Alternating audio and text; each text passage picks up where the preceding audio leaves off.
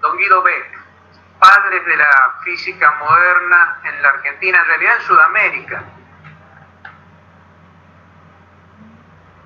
porque trabajó acá en la Argentina, trabajó también muchos años. ¿Me están escuchando bien? ¿Se escucha bien, Claudio? Sí, se escucha bien, no se corta ni nada. ¿No se corta? ¿Claudio? ¿O alguien? Bueno, ok, no, me quedo tranquilo. Si en algún momento dejo de oírme bien, por favor, avísenme. Les decía, Guido Beck ha sido con Enrique Gaviola, que han sido los padres prácticamente de la física moderna en la Argentina. Ellos fueron los dos maestros de Balseiro y de otra gente, digamos, que hicieron, bueno, todo lo que se ha hecho en el campo de la formación de físicos dentro del país.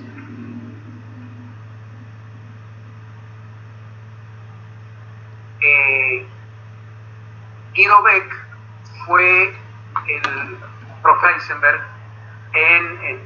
muy de cerca con la gente más importante de la física.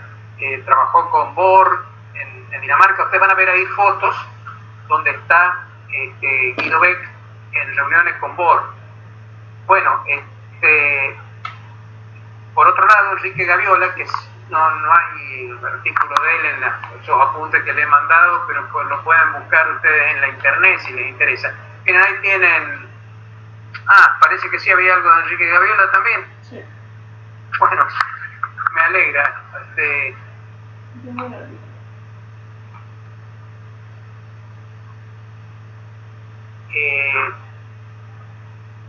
Enrique Gaviola es también una de las personas importantes que desarrolló la física en la Argentina. Tuvo un pasaje muy fugaz por acá, por San Juan, la ingeniería, porque, bueno, él tuvo un conflicto allá por los años 50 con el gobierno que había político en ese momento. Él era antiperonista, y entonces, bueno, terminó exiliado de alguna manera acá en la universidad, en la Universidad de Cuyo, en la vieja Universidad de Cuyo. Enrique Gaviola comenzó sus estudios en la Universidad de La Plata y después se fue por indicación de uno de los profesores que había en La Plata,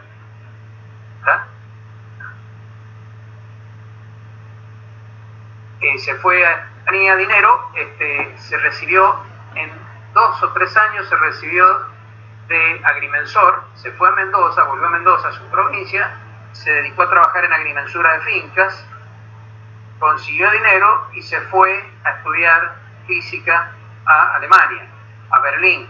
Y si ustedes ven su libreta de calificaciones universitarias, que por ahí creo que hay una foto, no sé si en este mismo artículo que está mostrando Claudio. Sí.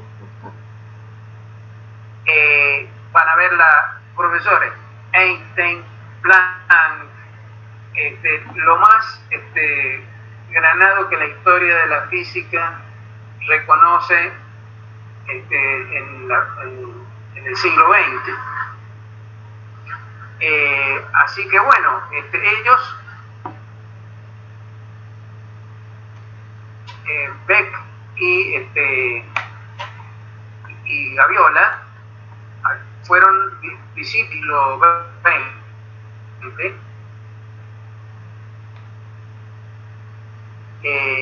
Instituto Balseiro, donde yo estudié. De manera que yo siempre me he sentido un poco como nieto de los grandes físicos. Si ellos eran los hijos intelectuales de esos grandes físicos, a mí me tocaba ser nieto, así que bueno, a ustedes les va a tocar ser bisnietos de esos grandes físicos, de Einstein, de Bohr, de Heisenberg y toda esa gente que hicieron la física que tenemos actualmente. El materia. La estructura de la materia es el nombre que tiene, lo que les quiero decir con esto, que tienen que sentirse muy orgullosos de ser continuadores de esas ya formas de pensamiento para explicar la naturaleza. Hace muchos años atrás, 300, 400 años atrás, cuando Newton hizo sus primeros estudios, a la física se le denominaba filosofía natural, porque se le consideraba un discurso filosófico siglo XIX, los años 1800, el nombre de la ciencia que nosotros conocemos con ese nombre. La razón fue que se quisieron apartar de la filosofía. Sin embargo, la física sigue siendo en muchos aspectos ideas teóricas sobre la física. Son discursos para tratar de entender lo que se ve en el materia a una asignatura que le da una amplitud enorme. Decir estructura de la materia es lo mismo que decir física, ni más ni menos. La cantidad de temas y cosas que tienen que entrar en esta asignatura pues abarcan la totalidad de cómo está estructurada la materia en las galaxias, en las estrellas, en el interior de las estrellas de neutrones. No sé si han hecho ya astronomía,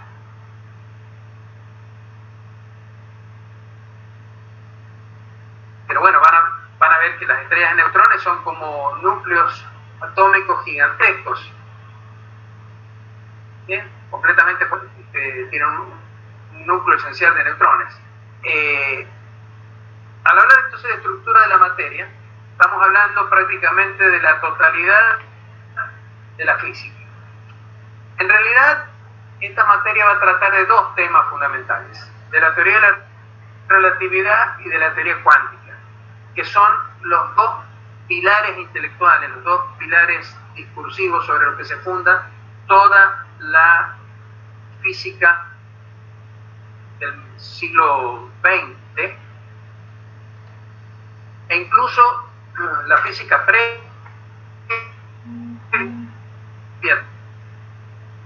también, porque todo lo que es la física clásica de relatividad implican los fenómenos de la teoría de Newton y del electromagnetismo de Maxwell. Entonces todo lo que ustedes han estudiado como física, que es la física clásica, queda incluido dentro de estos dos amplios estructuras intelectuales. Relatividad y cuántica todavía, desde el punto de vista teórico, tienen algunas dificultades para ensamblarse en una única teoría que sea totalmente coherente. Ese es uno de los grandes desafíos que tiene la ciencia en la actualidad. La que se llama teoría cuántica de campo, que es la idea de hacer una teoría relativista, teoría cuántica relativista, como les digo, tiene muchas dificultades teóricas todavía, pero se basa mucho en la electrodinámica. La electrodinámica es, de alguna manera, la electrodinámica clásica es el modelo sobre el cual se han hecho las teorías más modernas. Por eso vamos a empezar analizando un poco estas cuestiones de electrodinámica. Acá lo primero que se muestra en el apunte es que hay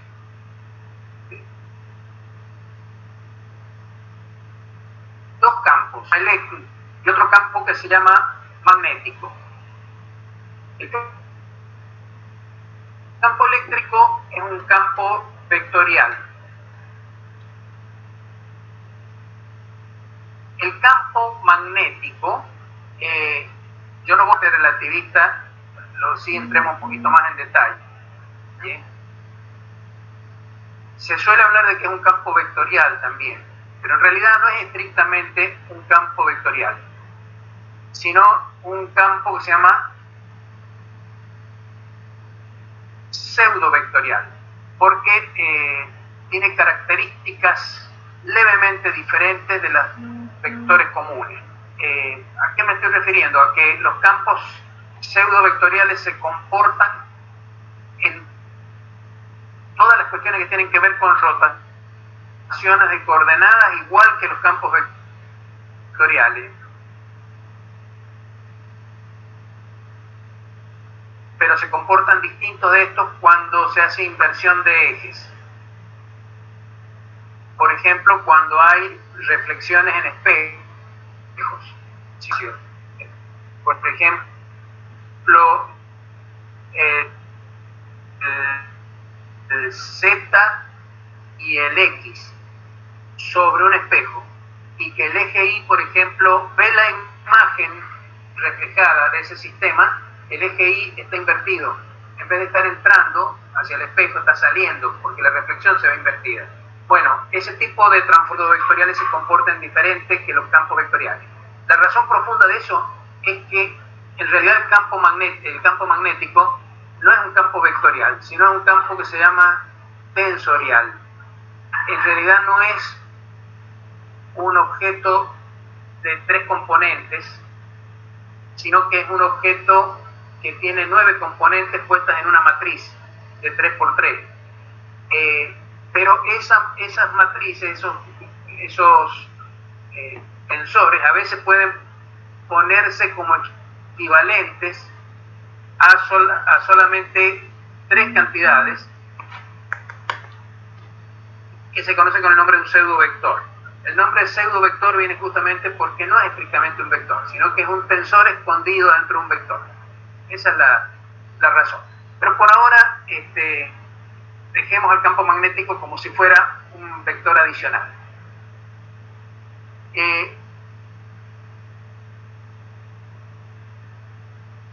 Los dos campos estos que explican la fuerza que aparece sobre una carga de prueba, esa que está indicada como Q sub 0 ahí, y que tiene velocidad v sub 0 en un dado punto del espacio.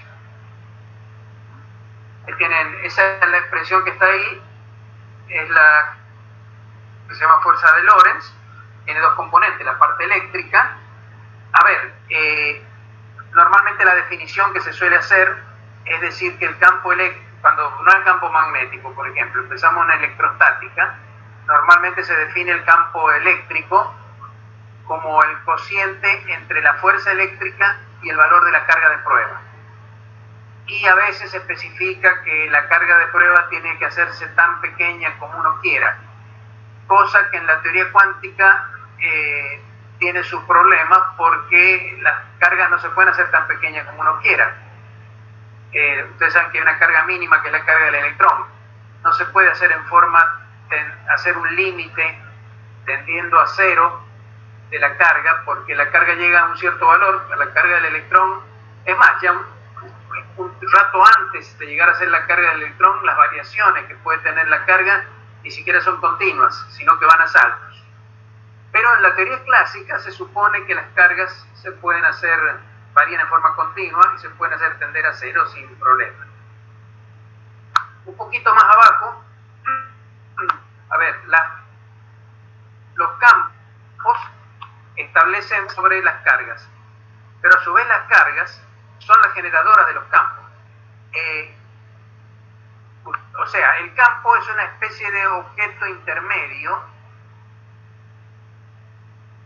entre la acción de 2 cargas que pueden estar en reposo, casos estáticos, o en movimiento.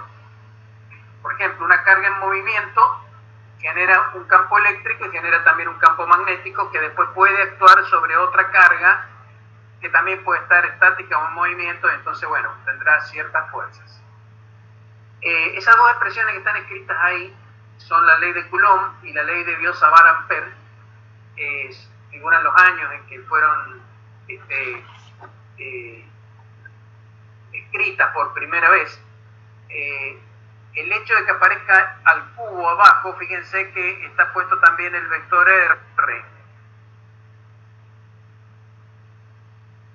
Si uno de los módulos de R lo sacan del cubo, lo dejan al cuadrado y lo pasan dividiendo a R, lo que tienen es el versor de la dirección radial. Por eso, o sea, a ver, esto se supone que la carga Q es puntual y R es el vector radial a partir de la carga puntual Q.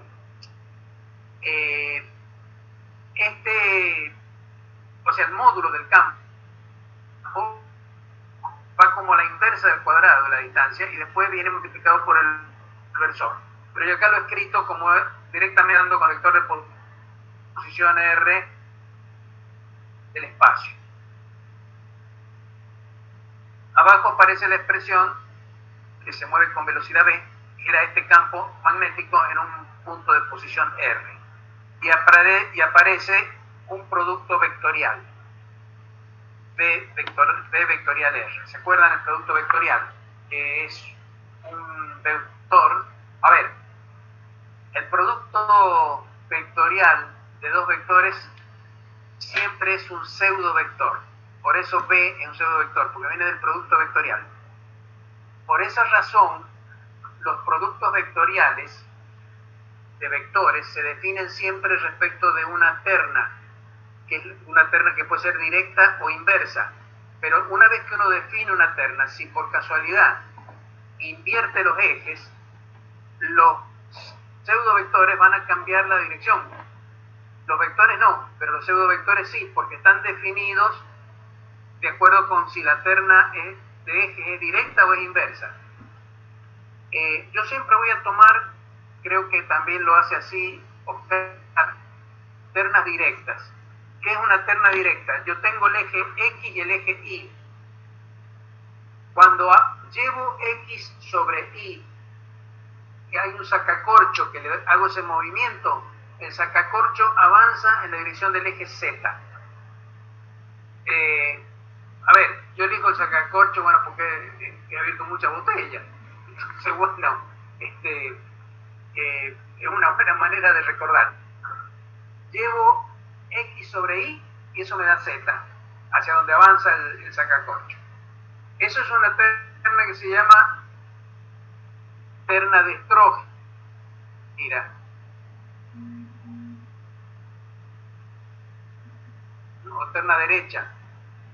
Si el eje va al revés, el eje hacia en dirección contraria del avance del sacacorcho, esa terna se llama terna levógira o terna izquierda. No son equivalentes, son como la mano derecha y como la mano izquierda. Yo no sé si ustedes alcanzan a ver por ahí mi imagen, a lo mejor por ahí en algún lugar de la pantalla, pero las dos manos son una y otra la imagen frente a un espejo. Ustedes pueden imaginar que tienen un espejo metido entre las dos manos abiertas y entonces la mano izquierda es la reflexión en el espejo de la mano derecha. Entonces corresponden a una inversión de ejes. Por eso se llama quiralidad en el nombre. El espacio tiene cierta quiralidad. Cuando uno define una terna de ejes, le está dando una quiralidad dada al espacio. Eso tiene que ver con este asunto de que el campo magnético no es estrictamente un vector. Pero a los fines prácticos se suele decir que el producto vectorial de dos vectores me da otro vector. Pero como les digo, eso matemáticamente no es tan así.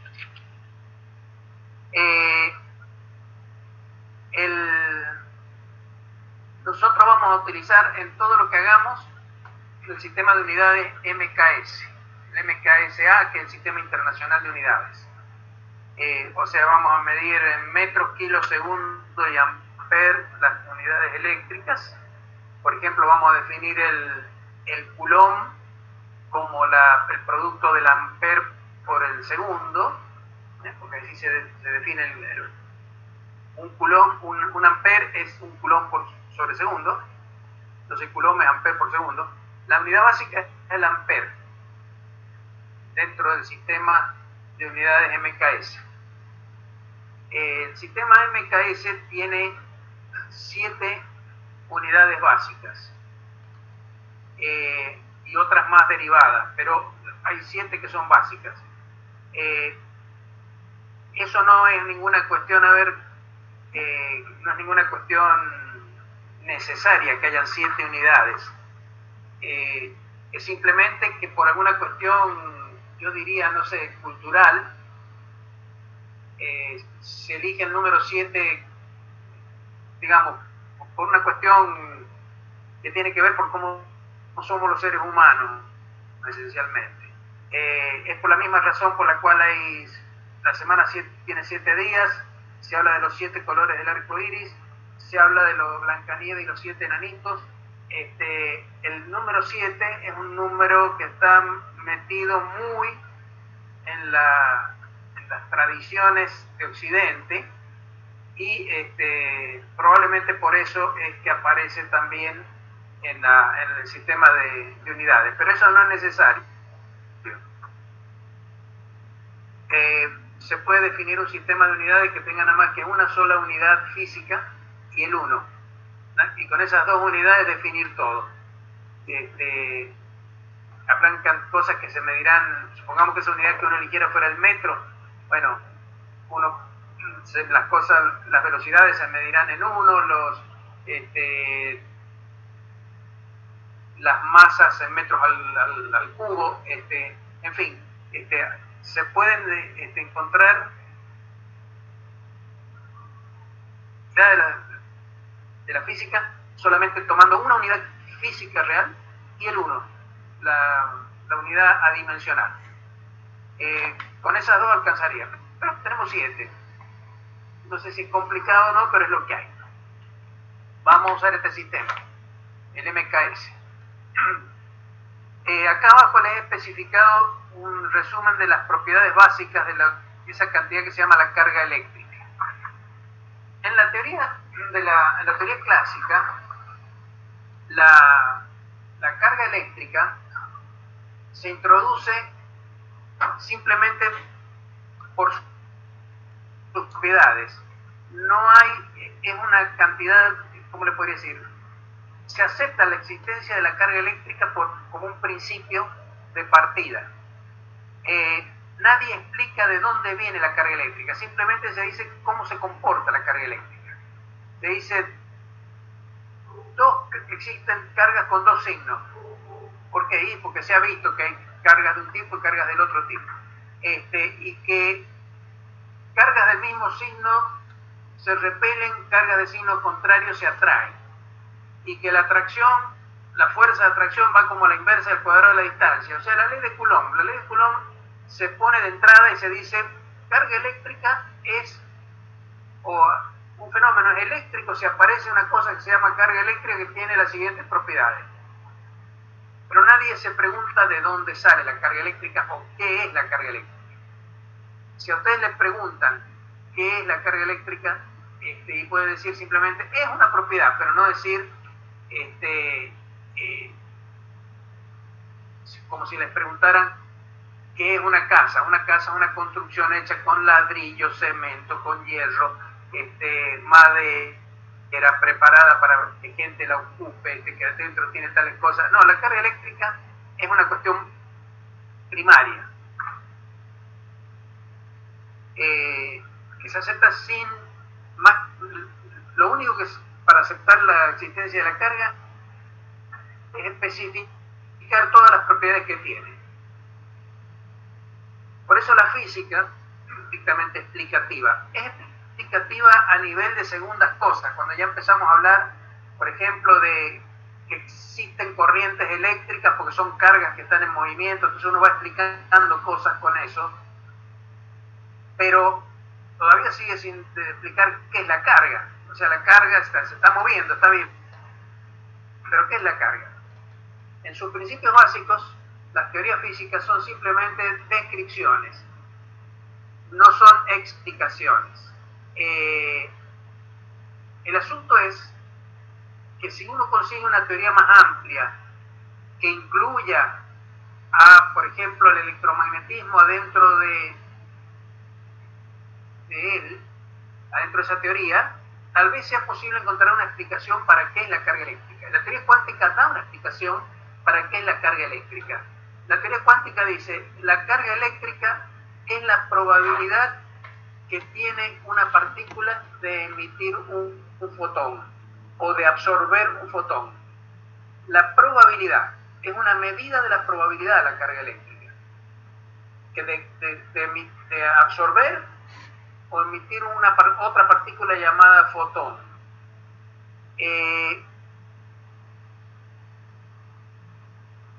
Ahora, si las partículas tienen esa propiedad de emitir o absorber fotones, la respuesta va a ser también y es así. Este es un punto de partida y eso no tenemos todavía una explicación de por qué ocurre eso.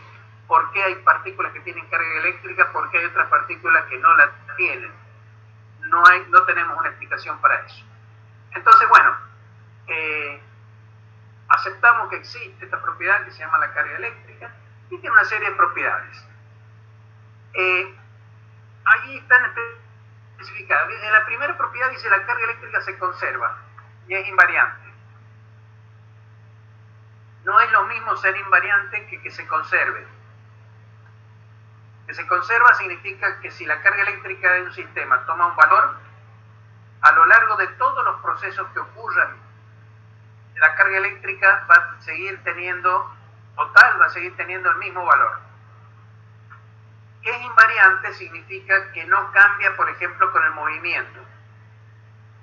Hay algunas cantidades, como por ejemplo la masa, que vamos a ver en relatividad, que no es invariante. La masa de una partícula depende de su velocidad, pero la propiedad llamada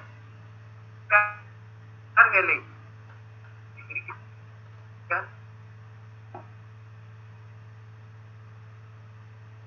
no depende de absolutamente nada. Es un invariante total. Esa carga eléctrica va a ser siempre la misma. Y además, como les digo, la carga inicial, original, por ejemplo, es 0. Al final del proceso pueden aparecer cargas nuevas, pero la carga total va a tener que seguir siendo 0. Bueno, eso es una propiedad que tiene la carga eléctrica. Se conserva y además es invariante. Otra es que la carga eléctrica es una cantidad aditiva. Esto es propio del hecho de que representa una probabilidad, por decirlo de alguna manera, una probabilidad de emisión de un fotón, porque es por lo que se llama la probabilidad total.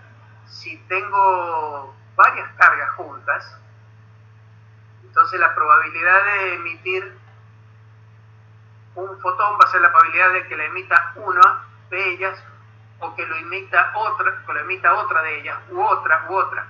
La famosa probabilidad O es lo que se llama probabilidad total, que es la suma de las probabilidades. Entonces la carga eléctrica es una cantidad aditiva. Otra característica que tiene es que está cuantizada. Hay una mínima cantidad de carga eléctrica, que es la carga que figura en las tablas con el nombre de carga del electrón, pero como figura con signo positivo, en realidad debería llamarse carga del protón. Ese valor 1,6 por 10 a la menos 19 coulomb, o sea, una cantidad muy pequeñita. Entonces eso ha hecho que durante mucho tiempo se pensara que las cargas eléctricas formaban un continuo, que podían tener cualquiera valores, pero no, en realidad solamente pueden ser múltiplos enteros, esa n que aparece ahí, de la carga del electrón. Eso es referido a las partículas normales que nosotros conocemos, libres.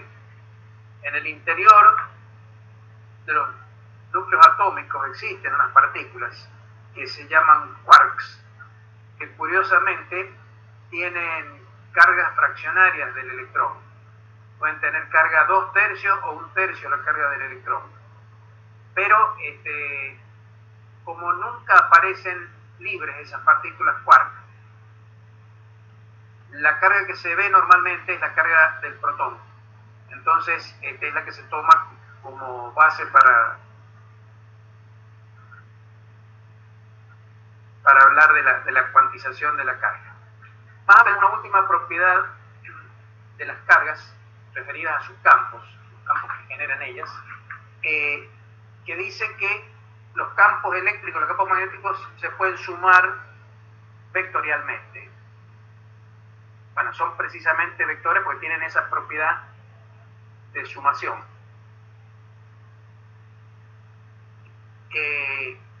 Si yo tengo una partícula en presencia de otra y le ejerce un campo, una fuerza, y después saco esa y pongo una tercera partícula, otra. Bueno, actúa sobre la primera ahora con otra fuerza, con otro campo. Ahora, el hecho de que estando las dos juntas, el campo total sea directamente la suma de cada uno de los anteriores, como si no estuviera presente la otra, o sea que sea E1 más E2 me dé E. No es trivial, porque podría ocurrir que cuando están las dos cargas presentes sobre la tercera, la fuerza que apareciera, o sea, que se perturbaran entre sí, y entonces no fuera la acción de cada una por separado la que apareciera, sino que fuera una tercera fuerza. Bueno, por fortuna se cumple esto que es el principio de superposición, es decir, que los campos se pueden sumar. Eso facilita muchísimas cosas y sobre todo hace que la teoría del electromagnetismo tenga ecuaciones que son ecuaciones llamadas lineales. Las ecuaciones diferenciales que se llaman lineales tienen la propiedad de que si hay dos soluciones de esa ecuación, su suma también es una solución de esa ecuación. Por eso cuando se cumplen los principios de superposición, las ecuaciones diferenciales que aparecen son lineales. Eso significa que son ecuaciones relativamente simples de resolver. Las ecuaciones no lineales en matemáticas son una cosa infernal, pero bueno. Bueno, suponiendo que la carga fuera una cantidad continua, entonces uno puede definir, ahí tienen definido abajo, dos cosas para las fuentes de carga. Para las cargas en sí mismas se suele definir la densidad de carga, esa letra griega ρ, es la carga contenida en el elemento de volumen diferencial de B, dividido, de Q sobre dB.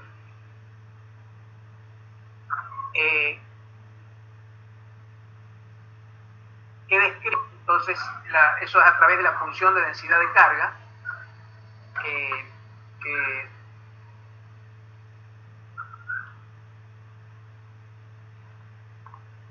a cada punto del espacio le asigna un valor a la densidad. Si en un lugar del espacio el cuerpo tiene más carga eléctrica en el elemento de volumen, entonces la densidad va a ser mayor allí. Para describir los movimientos de las cargas, se suele utilizar el vector de densidad de corriente. Ustedes saben que la carga por unidad de tiempo, ahí lo ven escrito, dQ sobre dt, se conoce con el nombre de intensidad, y si además se hace por unidad de área, se dice que es la intensidad de corriente que atraviesa una cierta área. Eso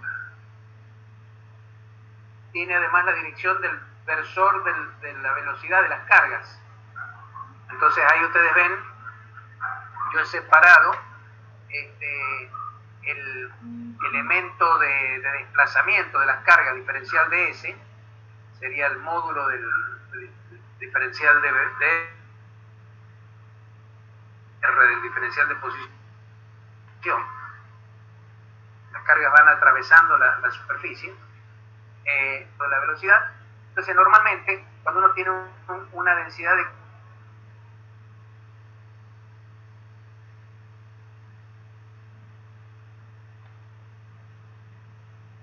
cargas ρ al kb puede depender también de las tres coordenadas de posición y del tiempo, posición y del tiempo. El producto de la densidad de carga por la velocidad que tiene cada punto del espacio que tiene un elemento de carga, me da la densidad de corriente en ese punto. Bueno, estas son cosas que yo creo que ustedes ya las saben de cuando las vieron en física 2, o sea, en electricidad y magnetismo. Cuando uno tiene distribuciones de cargas extendidas en el espacio, acá pueden ver las formulitas que permiten calcular el campo eléctrico total y el campo magnético total. En la primera fórmula, el número 4, ven el producto de la densidad de carga por el diferencial de volumen prima. ¿Cuál es la diferencia entre la prima y la no prima? R es una posición de un punto del espacio, donde uno quiere conocer el campo, y R' es la posición donde están las cargas. Entonces, en la posición donde están las cargas, la densidad en ρ, en la posición de las cargas, R', por el diferencial de volumen B', me da el diferencial de carga. Lo otro es la ley de Coulomb, o sea, es el módulo de la distancia que hay entre la posición R' de ese elemento de carga y la posición R donde se mide el campo, elevado al cubo, y arriba va el vector R menos R'. O sea, son las formulitas que estaban más arriba, creo que están con el número 1 y 2 en la página anterior, perdón, con los números 2 y 3. Números 2 y 3 en la página anterior estaban. Esas mismas para un elemento de carga diferencial de Q, que es ρ por diferencial de B, y acá en vez de diferencial de Q por B ponen diferencial de J, y pasan a las fórmulas entonces estas 4 y 5 que dan los campos de una distribución continua de densidades de carga y de densidades de corriente en toda una región del espacio. Estos campos que están acá, ustedes vieron que satisfacen a estas dos leyes que están acá abajo escritas, la 6 y la 7. Son la ley de Gauss y la ley de Ampère. ¿Qué es lo que dice la ley de Gauss?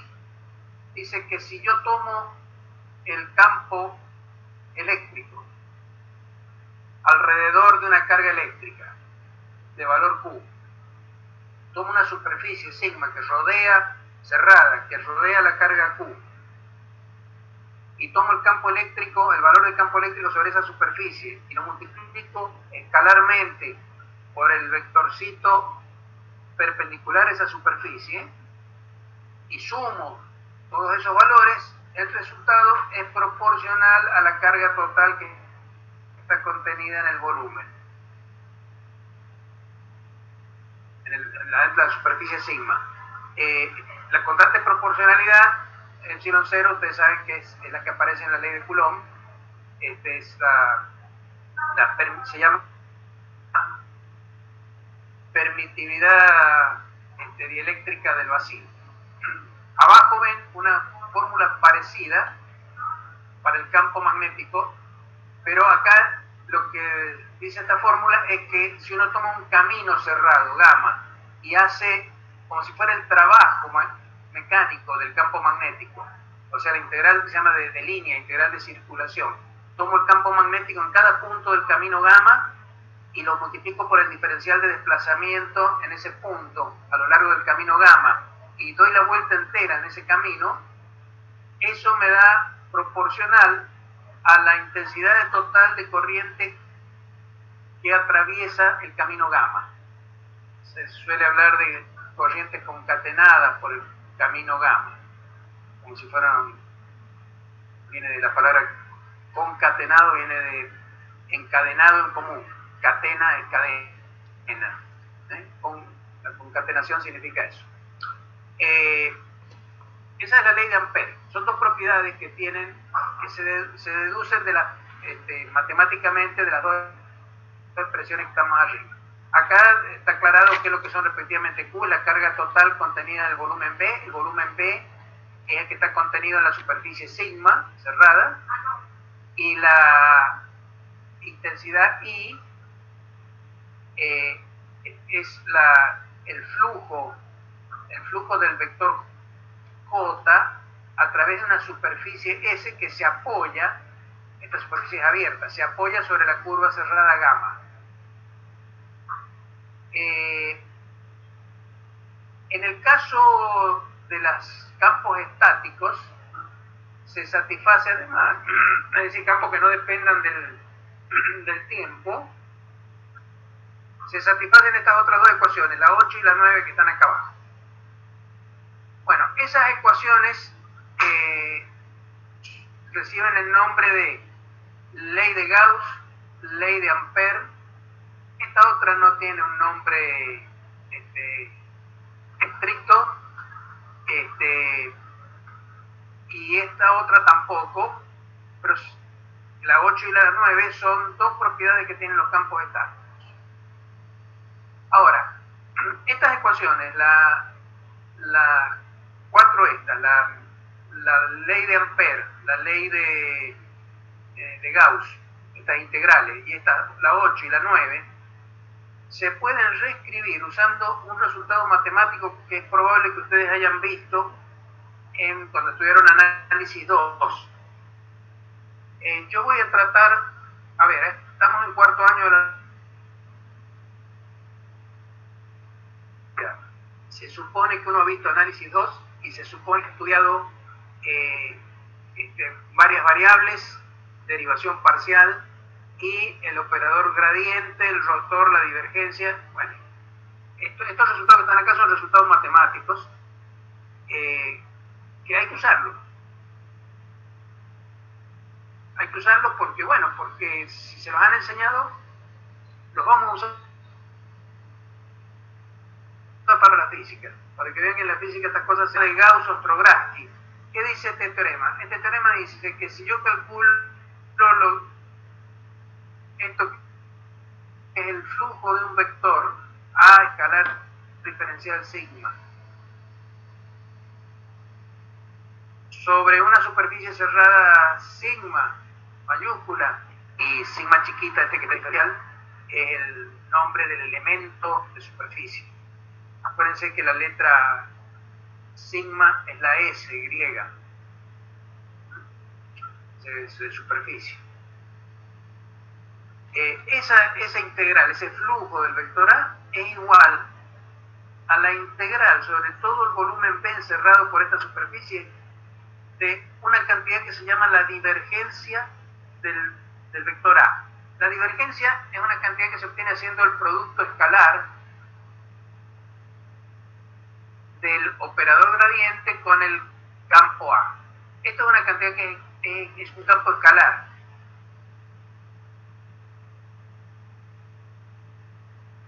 Si ustedes se acuerdan lo que es el vector gradiente tiene derivada más la derivada parcial respecto de I en la dirección I, más la derivada parcial de la dirección Z por el versor Z.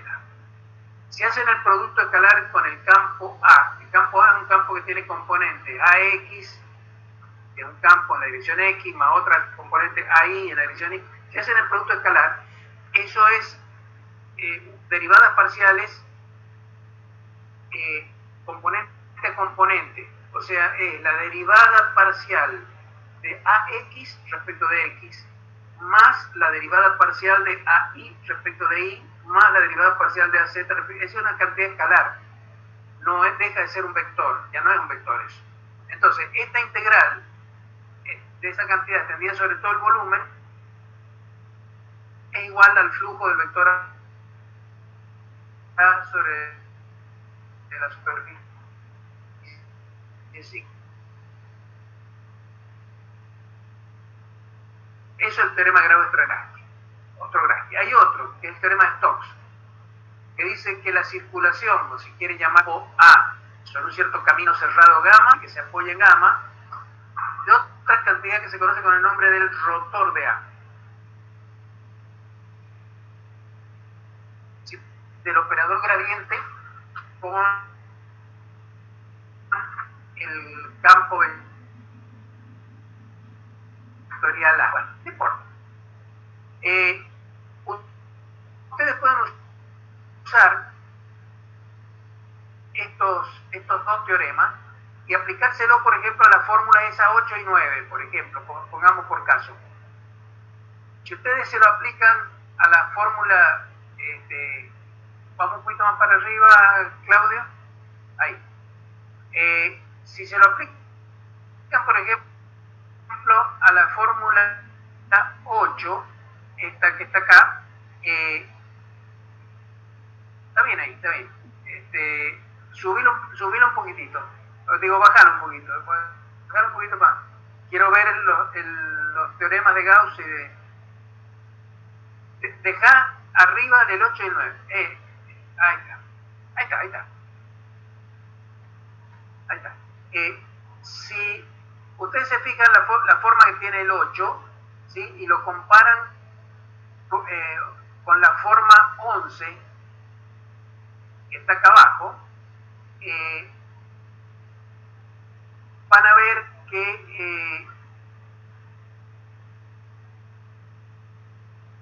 es muy parecida, el teorema de Stokes, que está acá, a la fórmula 8.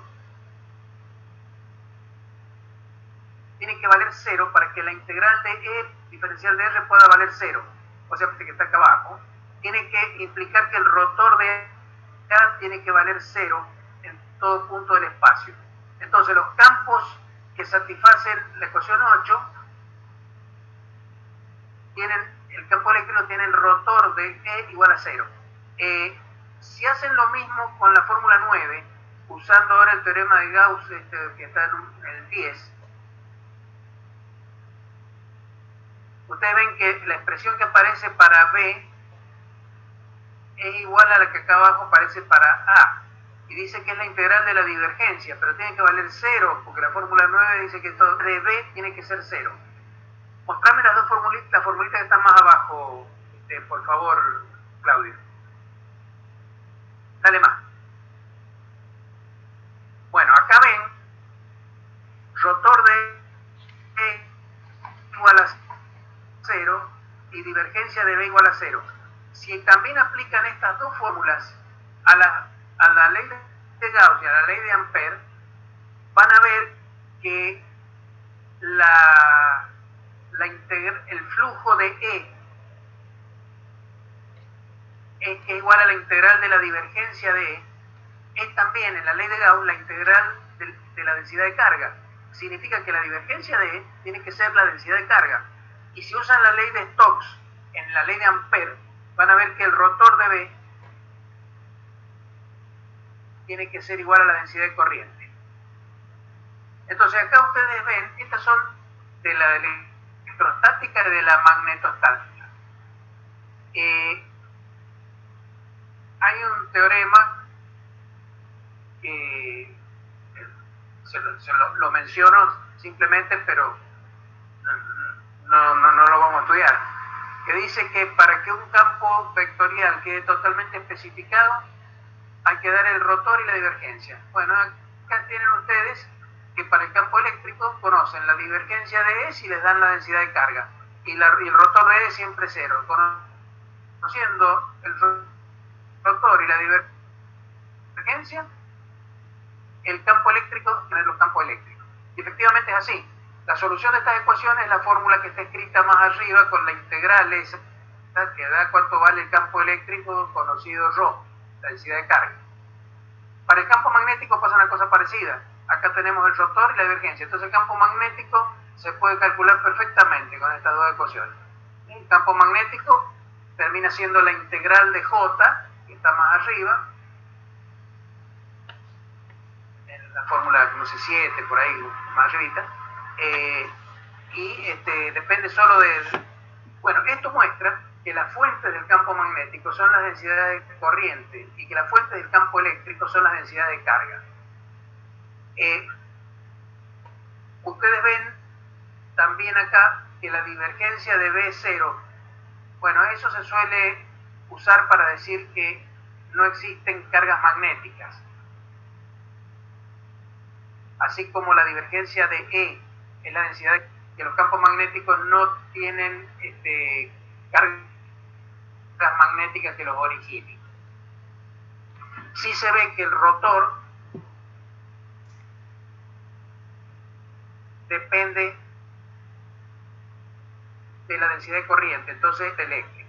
Bueno, estos son los casos de campos estáticos, donde no hay dependencia del tiempo. Si ustedes pasan más adelante, sigamos más adelante.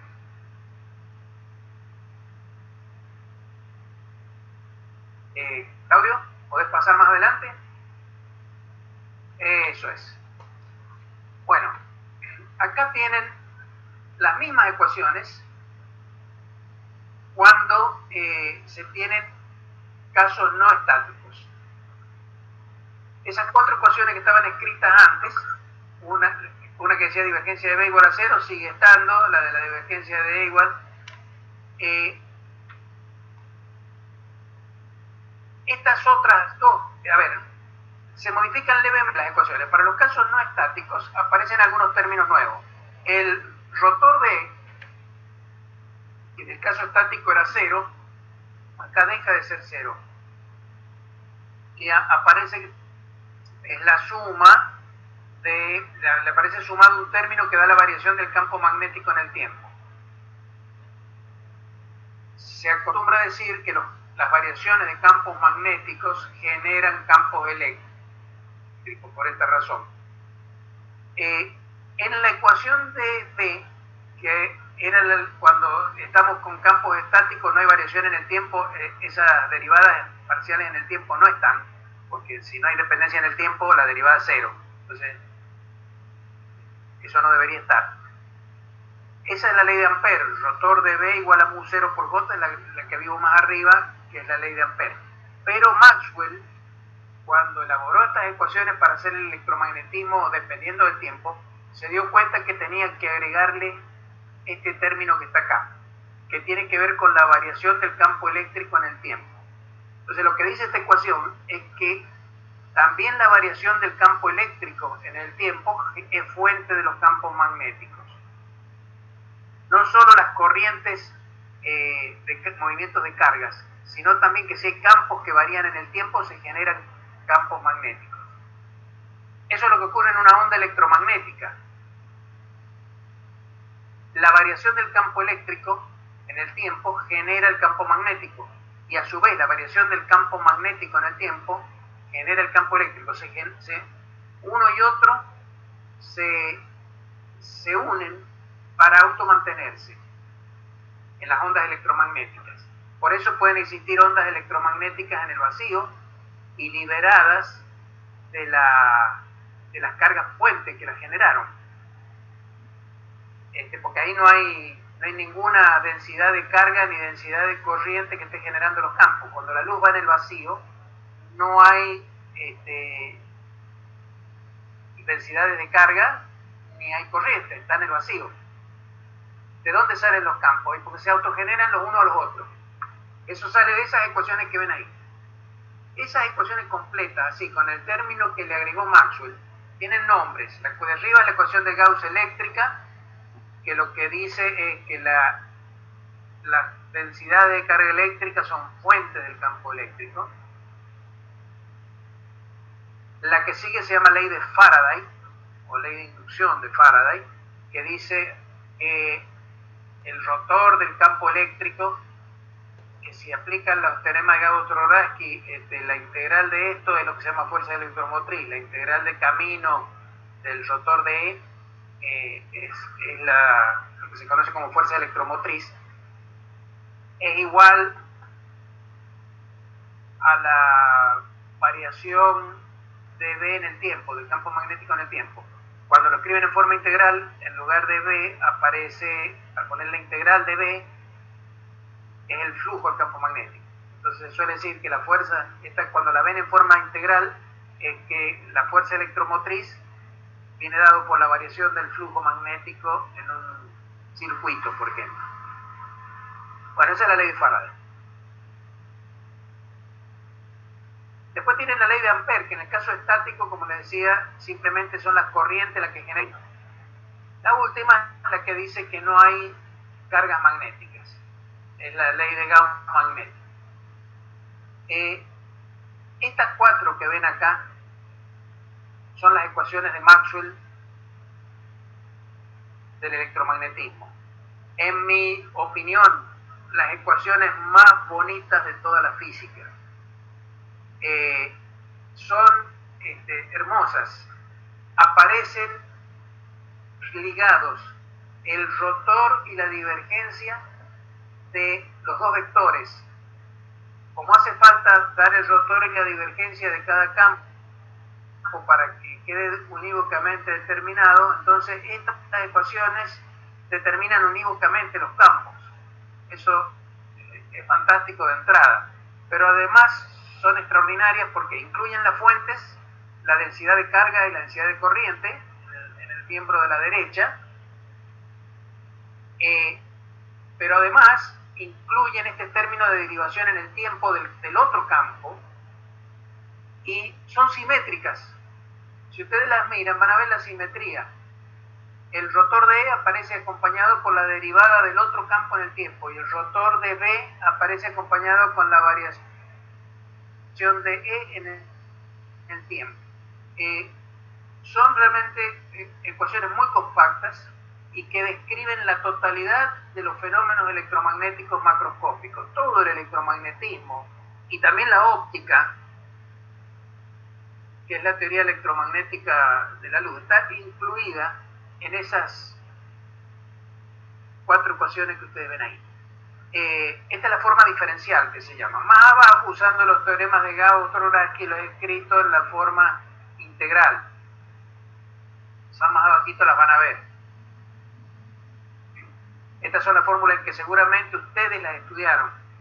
Es la fórmula tal vez más sencilla para aplicar, porque pueden tomar, por ejemplo, superficies gaussianas y con condiciones de simetría, les permiten calcular más fácilmente los valores de los campos y del electromagnético en situaciones simples. Acá ustedes ven, por ejemplo, que el flujo del campo eléctrico es proporcional a la carga eléctrica total contenida en la superficie. Ven que la circulación del campo eléctrico, esto es lo que se llama fuerza electromotriz, es menos la variación del flujo magnético en el tiempo. Esta es la ley de Faraday.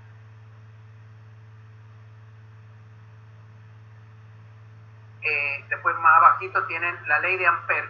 Si van más arribita, pero no más abajo, sino más arriba, Claudio, para el otro lado. Andate eso, dale. Quiero ver otro poquito. Ahí está.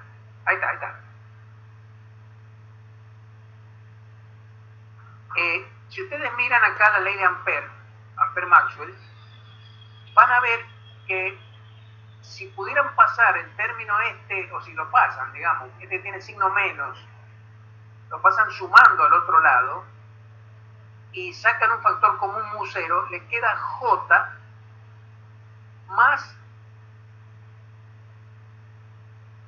epsilon 0 por la derivada de R respecto a T.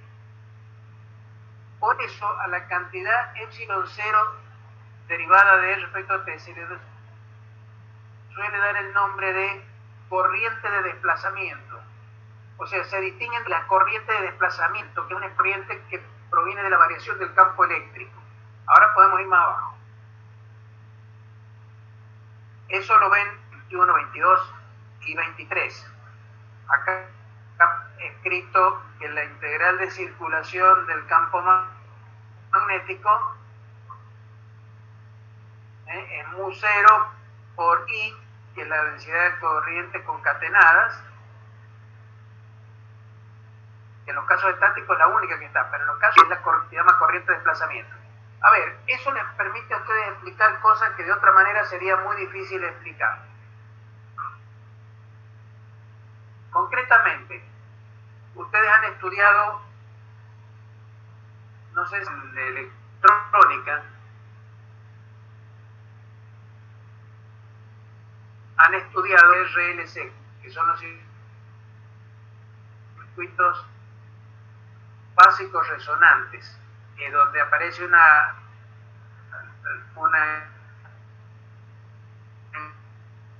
inductancia y una capacidad. Y han visto que hay corrientes eléctricas en estos circuitos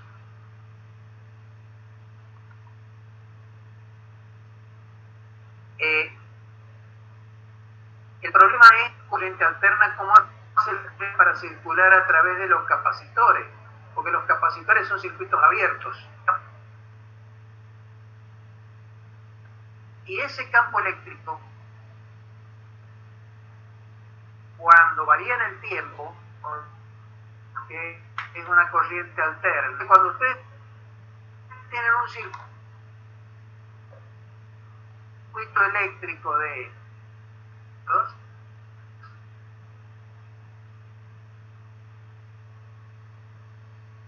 en los cables hay corrientes de conducción verdaderas y en las placas, ustedes pueden demostrarlo eso, cierra el circuito a través del capacitor. Si no existiera la corriente de desplazamiento, un circuito con un capacitor sería un circuito abierto donde no puede circular corriente. Si circula corriente alterna en estos circuitos es porque existen las corrientes de desplazamiento. Bueno, sigamos, vamos a otras cosas más abajo. Vamos, Claudio. Sigamos.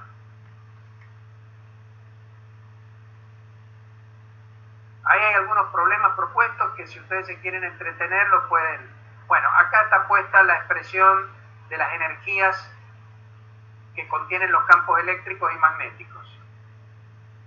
La densidad de energía por unidad de volumen que contiene un campo eléctrico y un campo magnético. Y además escrito más abajo está la energía total en vez de un campo electromagnético combinado. Sigamos, Claudio. Hay un problemita que no es fácil, pero si lo quieren hacer.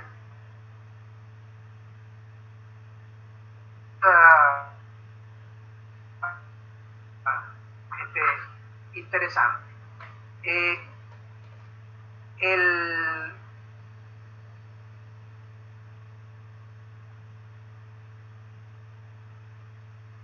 Ustedes saben, han visto que la divergencia, hay una ley, la que dice que la divergencia de B es 0.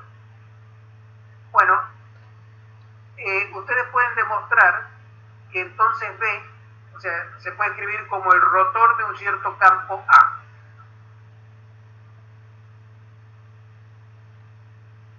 Se llama A porque es el anterior a B, es anterior a B. El nombre que tiene ese vector es potencial vectorial magnético. Ustedes pueden demostrar que la divergencia de B es la divergencia de un rotor y eso matemáticamente siempre es 0. Se anula en forma automática. Entonces uno de un vector A. Por supuesto, A no está totalmente definido.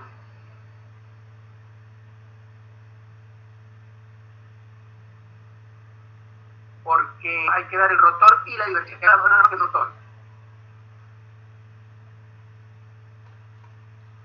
Pero sabe el rotor, ¿por qué? Porque la divergencia de B siempre es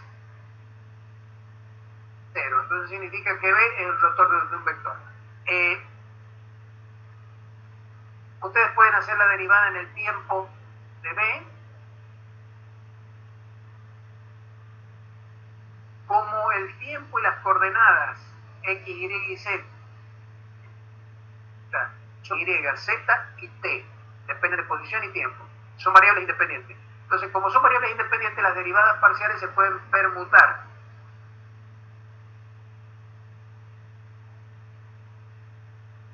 O sea, se pueden dar vueltas, derivadas parciales en posición, lo pueden sacar afuera y meter adentro la derivada en el tiempo. Entonces les queda que la derivada de B en T es el rotor de la derivada de A en T. Y entonces ustedes pueden reescribir la ley de Faraday. La ley de Faraday, donde el rotor es recordarán que es un operador lineal, se puede sacar afuera, y les queda que el rotor de E más la derivada de A respecto a T es 0. Ahora bien, cuando el rotor de un vector, de un campo vectorial, se anula, entonces ese vector que está ahí se puede escribir como un gradiente siempre.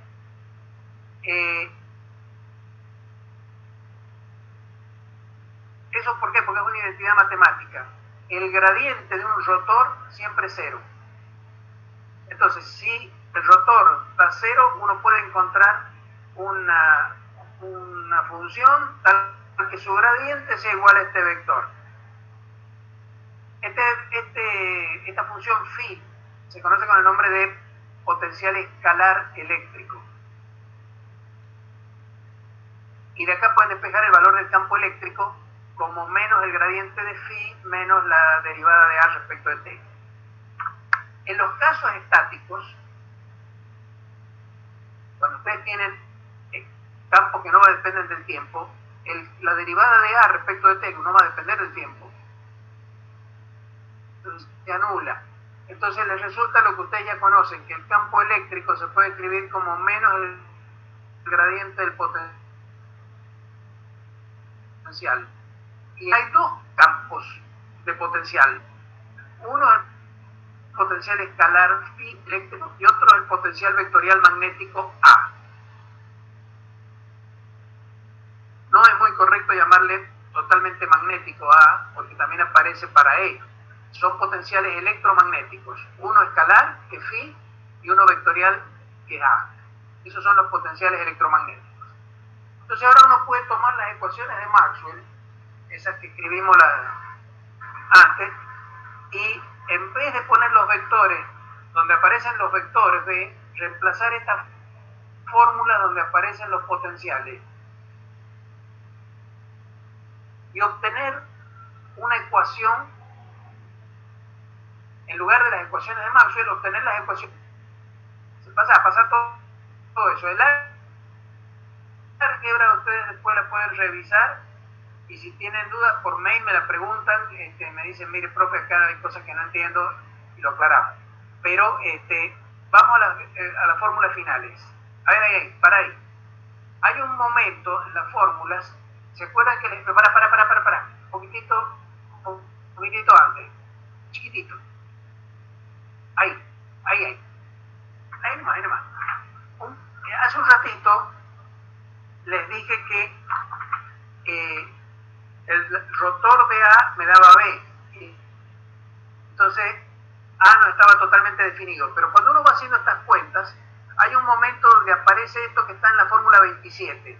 Una derivada en el tiempo de toda una cosa acá rara. Fíjense que uno puede elegir, en forma arbitraria, puede elegir que ese término se anule. ¿Por qué? Porque eso es lo mismo que elegir cuánto va a valer la divergencia de A.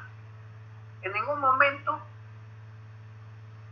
las fórmulas dicen cuánto tiene que valer la divergencia de A, pero en este momento uno dice,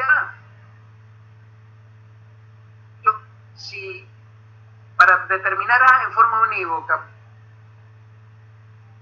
puedo elegir como se me antoje la divergencia, la voy a elegir con este valor que me anule esto. Entonces se anula eso y la fórmula se simplifica. Ficción se llama medida de Lorentz. A ver, esto es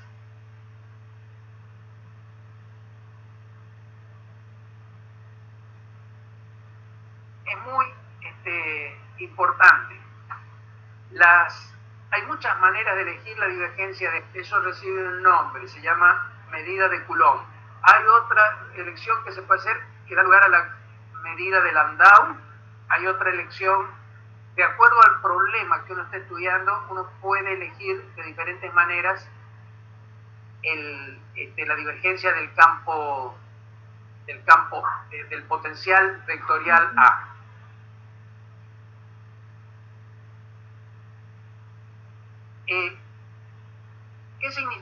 eso.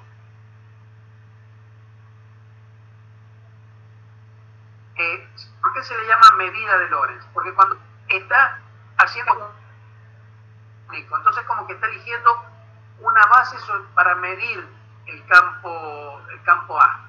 Uno ya no queda librado a una cosa indeterminada, porque lo fijo totalmente. El rotor de A tiene que ser B y la divergencia de A tiene que valer esto que está acá. Entonces, A va a quedar totalmente determinado. Si no hago eso, los valores que puede tomar A, si tomo otra medida, los valores de A me van a cambiar, porque estoy tomando otra divergencia. Quiere decir entonces que eso es elegir de alguna manera espacio a partir de qué valor ahí tomo la medida de A. Que usa es gauge, que significa aforo. Aforo es lo mismo que medida. Aforar algo es medirlo. Se ha traducido al castellano como medida. Una de las características de todas las teorías físicas de campos que se usan es que se dice que tienen esta misma propiedad, las teorías de partículas elementales. Cuando yo, en vez de usar el campo eléctrico, que vamos a ver que es el campo del fotón, de describir campos de otras partículas, del electrón, de los muones, de cualquier partícula que ustedes puedan imaginar, eso se llama la teoría cuántica de campos, los campos ahí vienen descritos por potenciales análogos a esto que estamos tomando acá, potencial vectorial y potencial escalar.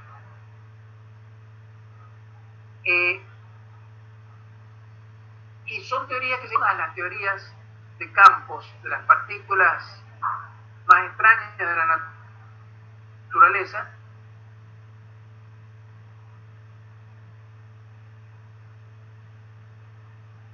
se han hecho basándose en la elección esta de la medida de Lorentz. A ver, para que lo entiendan, no hay que extrañarse. En la física hay muchas cantidades que no están definidas o que están definidas a menos de una constante. Por ejemplo, la energía. Ustedes saben cuánto vale la energía potencial de un objeto. Ustedes pueden cambiar el origen de medida de las energías potenciales. Yo tengo un objeto colocado sobre la mesa acá, tengo un vaso con agua sobre la mesa donde tengo la computadora. Yo puedo decir tiene una cierta energía potencial respecto al piso, pero también puedo decir respecto de la mesa tiene energía potencial cero, porque no tiene altura respecto de la mesa. Respecto del piso es m por g por un metro. Quiere decir entonces que la energía potencial está definida con diferentes valores según cómo uno elige el sistema coordenado.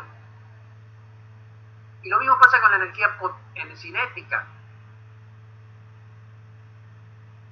La energía cinética, pero visto desde un automóvil que se mueve, ese objeto tiene velocidad, entonces va a tener una energía cinética. Entonces las energías tampoco tienen un cero claramente definido. El potencial escalar, uno puede elegirle al potencial escalar el cero donde a uno se le antoje.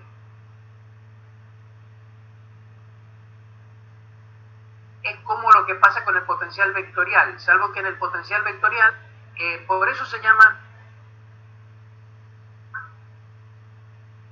elecciones de medida a estas, porque dicen a partir de qué valores tengo que medir los potenciales.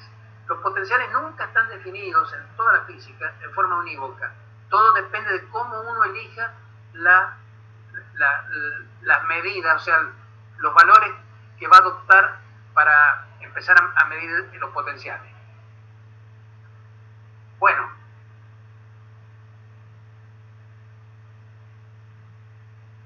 dicho esto, con esta elección y habiendo que se llama medida de Lorentz, fíjense que las ecuaciones de Maxwell se reducen a estas dos ecuaciones que aparecen más abajo, que no tienen números. Debajo de la ecuación 28 están las dos ecuaciones. Más abajo todavía las van a ver recuadradas, fórmulas 29 y 30. Si ustedes miran a la izquierda, lo que van a ver A ver, imaginemos que estamos en un lugar del espacio donde no hay densidades de carga ni hay densidades de corriente, el espacio vacío. Entonces ambas expresiones están igualadas a cero. J vale 0 y ρ vale 0. ¿Conocen esas ecuaciones? Sí, las conocen. No es otra cosa que la ecuación de onda que han estudiado con Oscar. Es la ecuación de propagación de ondas electromagnéticas. Se propaga el potencial escalar y el potencial vectorial. Y por supuesto, uno con esos potenciales que son ondas puede calcular el campo magnético B como el rotor de A, que también va a ser una onda electromagnética, y puede calcular como más arriba el rotor de E igual al gradiente del campo y también va a ser una onda electromagnética.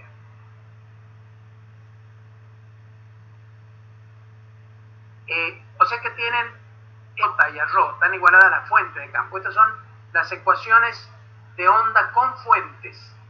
Estas son las ecuaciones que describen la radiación de ondas electromagnéticas.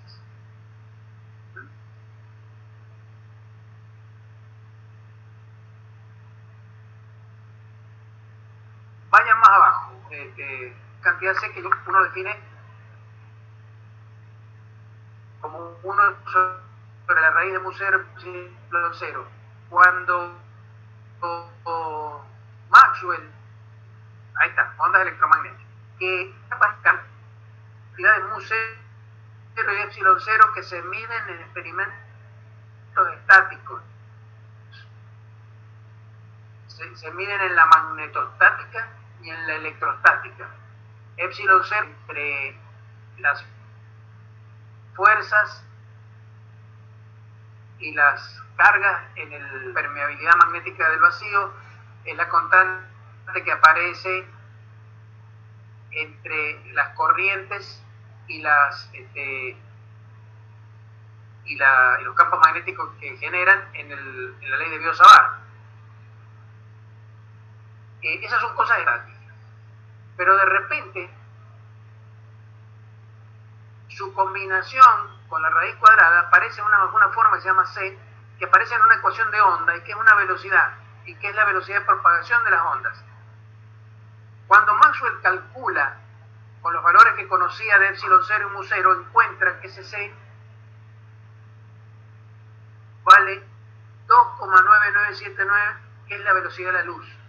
Es el momento en que Maxwell hace la unificación entre la óptica y el electromagnetismo. Es el momento en que Maxwell, iluminado, realmente iluminado, dice: la luz es una onda electromagnética. No es otra cosa que eso. Descubrimiento tremendo hecho a través de ese término que tuvo que agregar Maxwell. Bueno, ahora viene una parte que todos la conocen ustedes muy bien. Pasémosla, vamos. Yo no quiero, sigamos pasando. Ahí está la solución. A ver, para un momentito. En toda esta parte que está acá, está la solución de la ecuación de ondas. En algunos casos simples, usando un método de solución de ecuaciones en derivadas parciales. La ecuación de ondas es una ecuación diferencial en derivadas parciales. Aparece la derivada segunda en posición y la derivada segunda en tiempo. El método que se suele usar para resolver esas ecuaciones diferenciales, y que nosotros vamos a usar cuando veamos la ecuación de Schrödinger. A ver, la ecuación de ondas que aparece en el electromagnetismo es la que se llama la ecuación de ondas clásica. Es la que ustedes conocen, la que han visto siempre como ecuación de ondas, pero no es la única ecuación de ondas. Existen muchísimas ecuaciones de ondas diferentes que son distintas de las clásicas. Incluso dentro del electromagnetismo, cuando la luz propaga, cuando los campos propagan en el interior de medios materiales, hay efectos que hacen que la ecuación de ondas, esa clásica, no se cumpla. Esa que ustedes han visto, la ecuación en el vacío, propagación de ondas electromagnéticas en el vacío. Eso hace, por ejemplo, que no se propaguen de igual manera la luz roja que la luz azul en el interior de un vidrio, y hace que se separe, por ejemplo, el espectro electromagnético, porque propagan de diferente manera diferentes ondas. Entonces, eso, ahí aparecen ecuaciones de onda que son levemente diferentes. La ecuación de Schrödinger es una ecuación de ondas diferente. Y cuando la resolvamos, vamos a resolverla con el mismo método que está hecho acá. Por eso yo lo he resuelto acá, describiendo paso a paso cómo es el método. Termina en esta fórmula 32, que acá ha hecho aparecer Claudio. Lo que hice fue tomar una propagación ondulatoria en una sola dirección, en X, para no complicar con las tres direcciones del espacio. Las cantidades que aparecen acá, ustedes ya más abajo están dados los nombres que tienen todas esas cantidades, pero son las mismas que conocen de la teoría de ondas. Ustedes me dirán, profe, pero nosotros vimos que las ondas eran un seno, un coseno.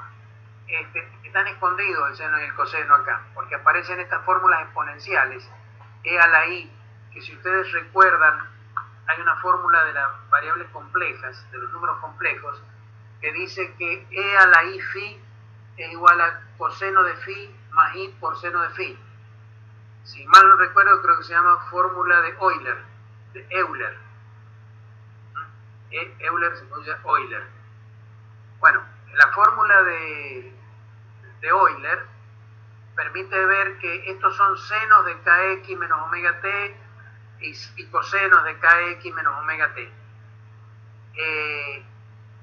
Pero conviene escribirlo de esta forma exponencial compleja, con la i, la unidad imaginaria, esa i que aparece ahí, porque las exponenciales son mucho más fáciles de trabajar que los senos y los cosenos.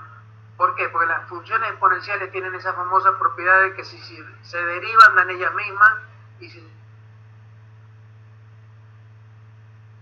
Claudio, se fue la presentación. Ahí volvió. Bueno, esta solución que está acá se obtiene entonces haciendo el producto, esta 32 se obtiene haciendo el producto de la función x y la función t que están inmediatamente arriba. Tomando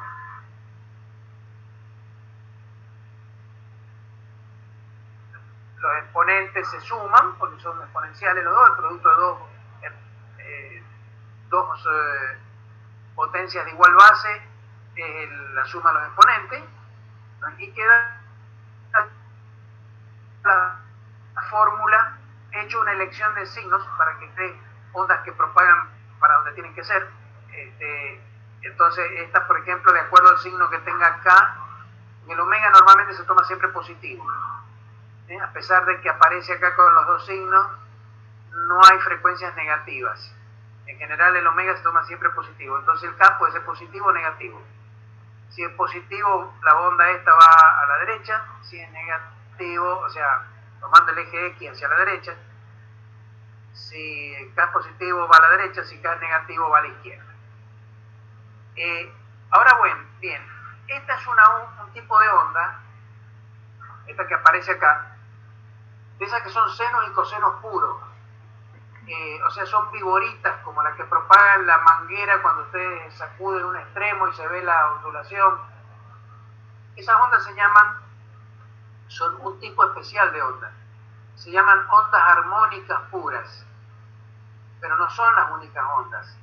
Hay veces que uno puede hacer un solo pulso, por ejemplo, con la manguera. Levanta y baja, y entonces propaga por a lo largo de la manguera un solo pulso, y eso no es una sinusoide, no es un seno ni un coseno. Entonces, ¿cómo se obtienen esas otras formas? Bueno, eso es con la solución general de la ecuación de onda, que está puesta en el número 33. ¿Cómo se hace? Es haciendo una combinación lineal, una suma. A ver, les dije que la ecuación de onda es una ecuación diferencial lineal.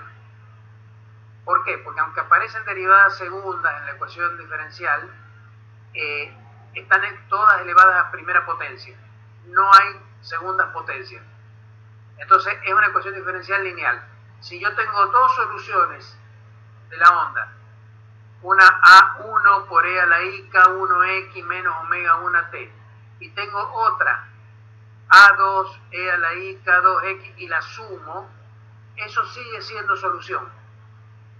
Obviamente es una función distinta, pero sigue siendo una solución. Esa solución más general es la que aparece con el número 33. Si miran ustedes van a ver que son ondas del tipo de la 32, pero cada onda tiene una amplitud que depende del valor de K, y sumo todas ellas, hago la interferencia de todas ellas, la sumo en la integral, esa que te aparece ahí, y eso me da una única función, que es función de x menos t, que es una onda que puede ser un pulso. Entonces, los pulsos se pueden descomponer en ondas sinusoidales puras. Ese trabajo de descomponer un pulso en ondas sinusoidales se llama descomposición de Fourier, el nombre que tiene. Las ondas sinusoidales se conocen con el nombre de componentes de Fourier del pulso que yo estoy metiendo. Entonces, una onda en forma general puede ser como de la forma 33, como este pulso, que es una función de x menos c por t. Cuando son sinusoidales puras tienen la forma 32. Como les digo, tienen senos y cosenos escondidos. Pero la forma general es esta 33 que aparece acá.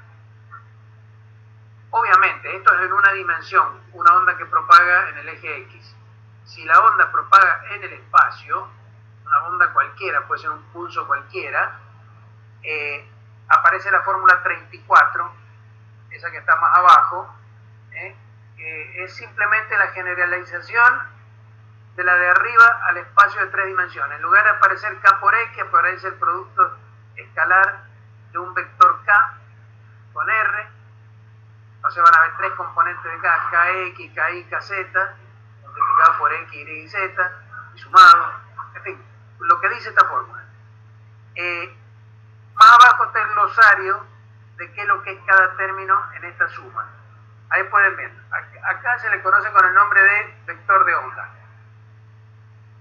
Y su módulo se le conoce como número de onda. Omega es la frecuencia, a veces se le agrega angular. Hay otra frecuencia que es la inversa del período, que es 2pi veces, omega es 2pi veces la frecuencia. A se llama función de amplitud. Fíjense que esta función de amplitud podría ser una función de tipo, podría ser un número complejo, es decir, ser de la forma un número real a por e a la i phi 0. Si ponen el e a la i phi 0 dentro de la integral, se suma a la otra exponencial que hay. Entonces aparecería k por r menos omega t más phi 0. Esa phi 0 se le conoce con el nombre de fase inicial. Todo lo que va en el exponente del exponencial se conoce con el nombre de fase de la onda. Eso es la fase de la onda. Y a la amplitud podría ser compleja y tener lo que se llama la fase inicial, estar metida dentro de la función esta de amplitud. Bueno, hay una cosa que se conoce como longitud de onda, que es 2pi sobre k, el periodo 2pi sobre omega, bueno, cosas que ustedes ya saben. Esto que he hecho es nada más que tomar con matemática un poquito más avanzada todo lo que ustedes ya saben de la teoría de onda, porque en esta materia vamos a usar la teoría de onda, o sea, es una correlativa fuerte y tiene razón de que sea así. Bueno,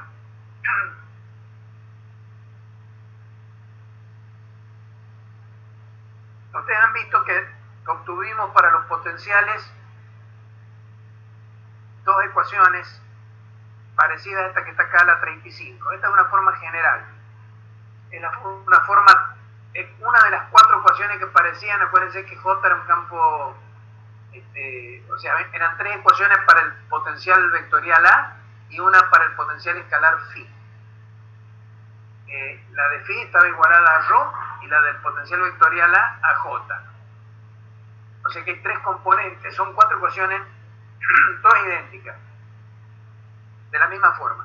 Entonces yo he tomado una cualquiera de ellas y le he llamado al campo, le he llamado con la letra psi, esta griega que está acá, y a las fuentes, sea ρ o J, le he llamado mu.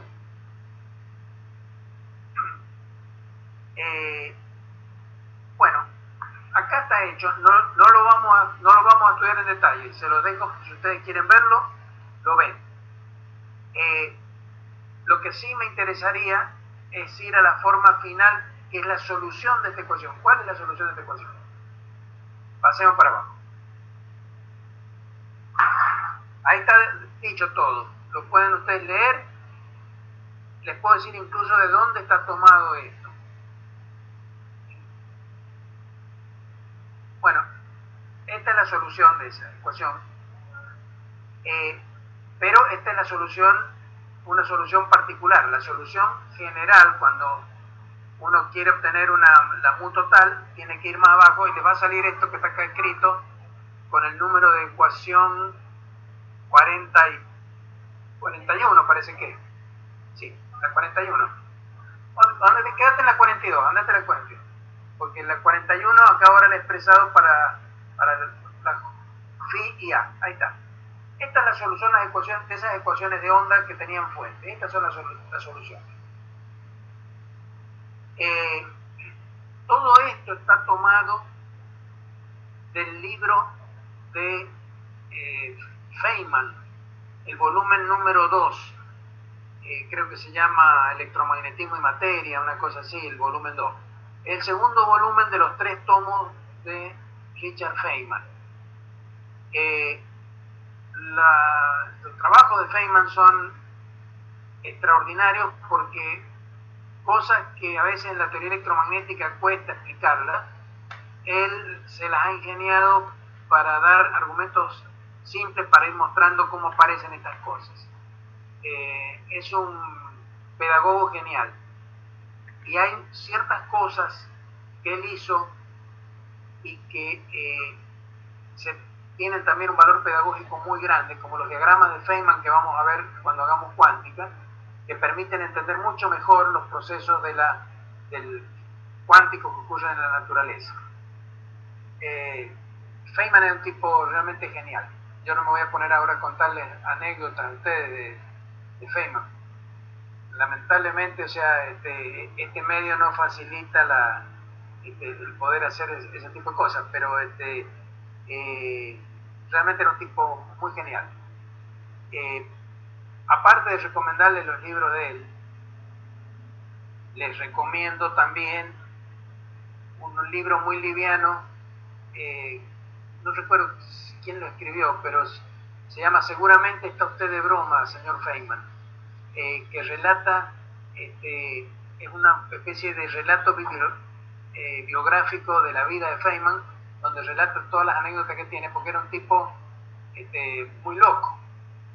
No, o sea, loco en el buen sentido de la palabra, un tipo genial, creativo. Feynman trabajó en Brasil, porque él quería ir a Brasil. Ya era premio Nobel, creo,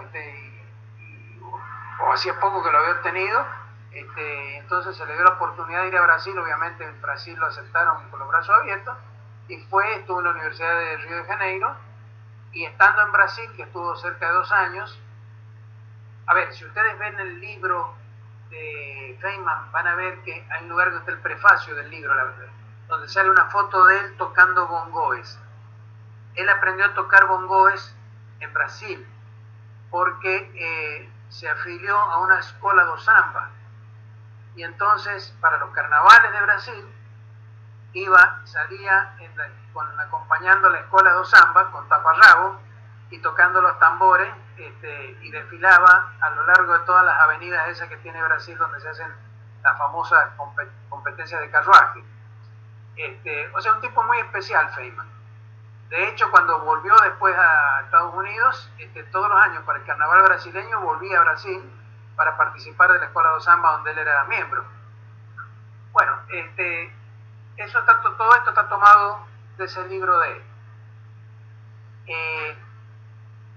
Me gustaría analizarles esta fórmula para que vean qué bonitas que son.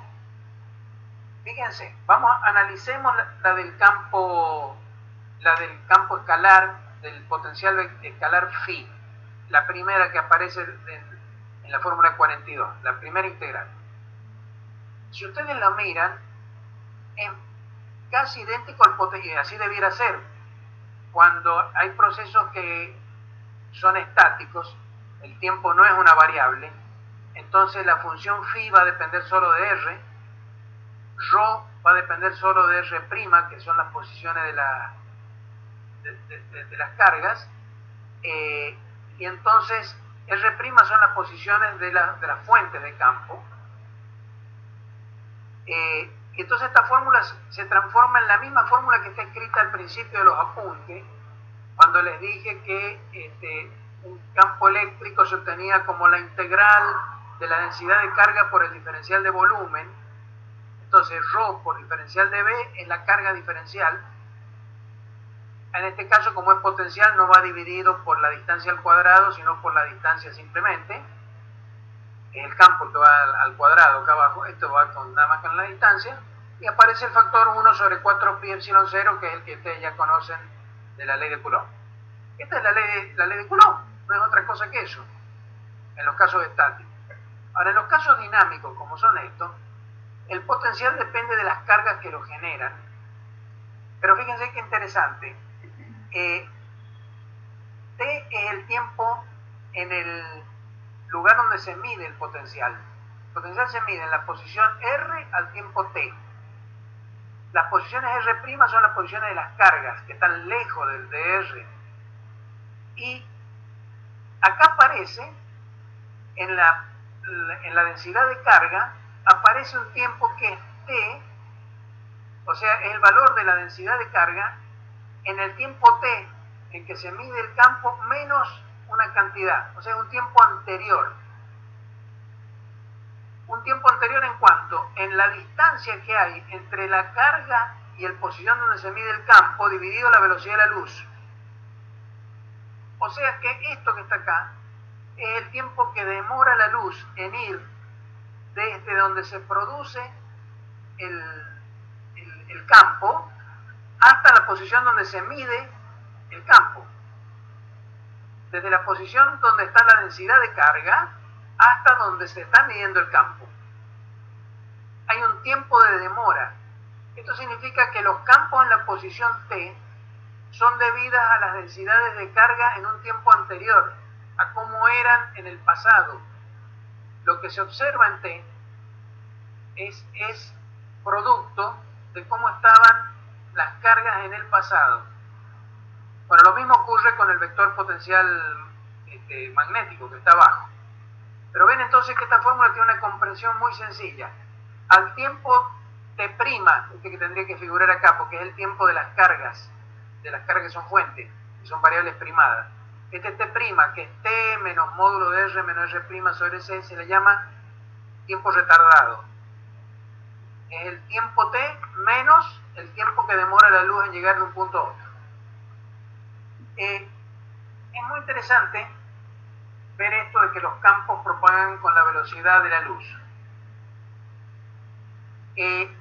Lo que hace que un campo tenga sentido físico real es justamente eso, que se propagan con una velocidad finita, no con velocidad infinita. En la vieja teoría que hizo Newton de la gravedad, que es muy parecida a la parte de la electrostática, si el Sol desaparecía, como las fuerzas dependían solamente de las posiciones, si el Sol desaparecía, acuérdense cómo era la ley de gravedad de Newton, Era la constante de gravitación por el producto de las masas del Sol y de la Tierra dividido en el cuadrado de la distancia. Esa era la fuerza gravitatoria. Si el Sol desaparecía, la Tierra inmediatamente, en forma instantánea, se daba cuenta de que el Sol había desaparecido. Por eso se hablaba de que las fuerzas de Newton son fuerzas de acción a distancia, cosa que a Newton le molestaba muchísimo, porque no tenía manera de concebir que una fuerza no necesitara de algo para ir de un lugar a otro, que una acción no necesitara de algo para ir de un lugar a otro. Por eso cuando a Newton le preguntaron sobre el origen de la fuerza de gravedad, dijo hipótesis non fingo, que significa no hago hipótesis. O sea, no tengo ni idea de por qué así. Escribió la fórmula del cuadrado de la distancia, pero jamás pudo saber por qué eso era así. Ahora sabemos algunas cosas más. Sabemos, por ejemplo, vamos a verlo cuando hagamos la parte de relatividad, que también los campos gravitacionales propagan con la velocidad de la luz. Todos los campos propagan con una velocidad limitada. Eso es lo que le da sentido a la idea de campo. ¿Por qué? Supónganse que el Sol desaparece. La Tierra no se va a enterar en 8 minutos, que es lo que demora la luz en llegar desde el Sol a la Tierra. No se va a enterar hasta dentro de 8 minutos de que el Sol ha desaparecido, entonces va a seguir girando en su órbita, a pesar de que ya no está más la fuente del campo. Está solo el campo. El hecho de que los campos propaguen con una velocidad finita, no infinita, es lo que le da sentido a la idea de campo y le da realidad propia. Los campos son realidades al margen de la fuente que los produce. Es también la razón por la cual hay campos electromagnéticos que se llaman campos de radiación que se pueden liberar de sus fuentes y viajan por el espacio libremente. Es la luz que nos llega, por ejemplo, de las estrellas. Esos son campos electromagnéticos que se han independizado, podríamos decir así, de su fuente. Bueno, como ven, estas formulitas son muy interesantes. Este asunto del tiempo retardado es la única diferencia grande que tiene con las fórmulas estáticas. Si las miran, si la velocidad de la luz fuera infinita, entonces T' sería igual a T. Ese término, esa resta que está ahí, no existiría porque está C dividiendo abajo. Si la velocidad de la luz fuera infinita, entonces el campo en la posición R dependería directamente de la densidad de carga en el mismo instante de tiempo. Pero no es así. Los campos propagan con la velocidad de la luz. Bueno, yo diría una cosa, creo que me estoy a punto de quedar afónico, no sé por qué parece que la temporada me está agarrando con afonía, esperemos que no sea COVID. No, imagino que no. Diría que paráramos acá, si les parece bien, y el jueves terminamos un poco con todo este asunto del electromagnetismo y hablamos un poco sobre qué consecuencias tienen estas